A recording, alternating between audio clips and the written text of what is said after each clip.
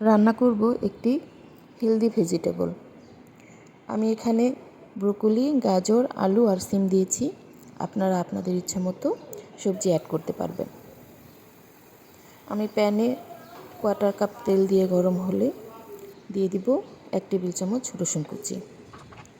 রসুন কুচি সামান্য ভেজে এটাতে দিয়ে দিব চিকন করে কেটে রাখা আলু। আলু আমি আগে থেকেই কেটে ধুয়ে পানি ঝরিয়ে রেখেছিলাম। আলু দিয়ে একটু নেড়ে দিব, তারপর দিয়ে দিব লবণ। আমি 1/2 টেবিল চামচ লবণ দিয়েছি, আপনারা আপনাদের স্বাদ মতো লবণ দিয়ে দিবেন।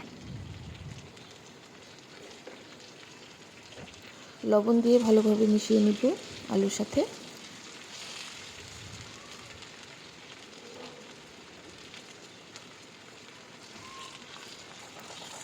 কয়েকবার নেড়ে আমি 1 থেকে 2 মিনিট ভেজে নিব।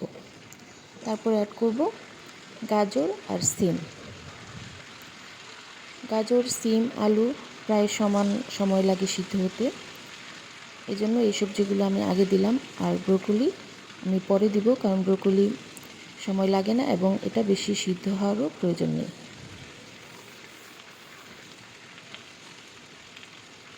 গাজর, সিম দিয়ে আমি ভালোভাবে মিশিয়ে নিব, নেড়ে চেড়ে দিব। দিয়ে পানি অ্যাড করব 1/4 কাপ। এই পানিতেই সবগুলো সবজি 70 থেকে 80% সিদ্ধ হয়ে যাবে।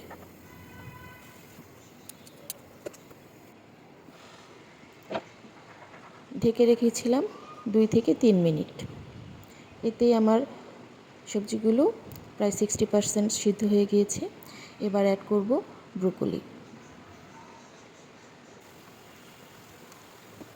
অন্য সবজিগুলোর সাথে মিশিয়ে ঢেকে দিব 1-2 মিনিট একটু নরম হওয়ার জন্য। এ পর্যায়ে অ্যাড করব গোলমরিচের গুঁড়ো। আমি 1 চা চামচ গোলমরিচের গুঁড়ো ইউজ করেছি। আর দিয়ে দিব 1 টেবিল চামচ সয়া সস।